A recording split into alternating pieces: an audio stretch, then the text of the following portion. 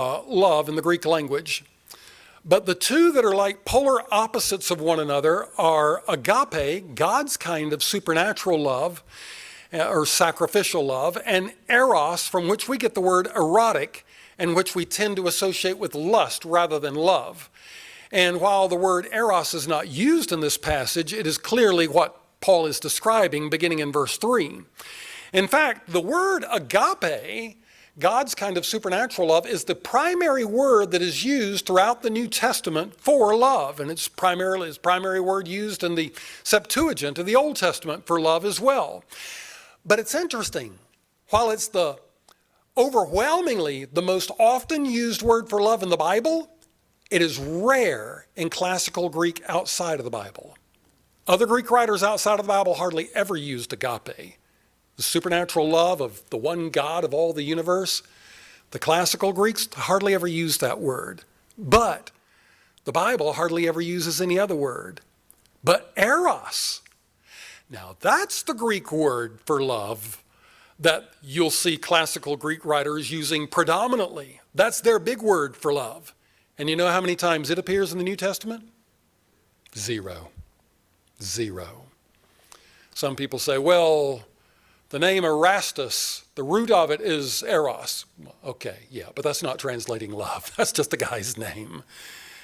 Being translated as love, it's never used. And so God's kind of love and the world's counterfeit are poles apart. And here in this passage, they're being contrasted side by side. God's love, agape, pours out of the nature of the lover regardless of the nature of the beloved. So agape can love the unlovely. It can love the helpless. It can even love the enemy because it doesn't depend upon the beloved. It's pouring out of the nature of the lover.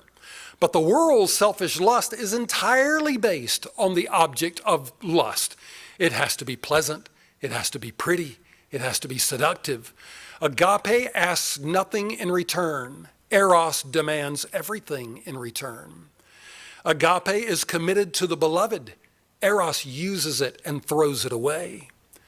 Notice verse 3 starts with fornication. That's from the Greek word porneia, from which we get pornography. This is the most general word for illicit sex used in the Bible. It would be comparable to how we use the word immorality in general, just as a catch-all phrase for everything. The next phrase is all uncleanness. The phrase all uncleanness, that's even more general. It zooms out to encompass more than just sexual immorality or uncleanness or filthiness.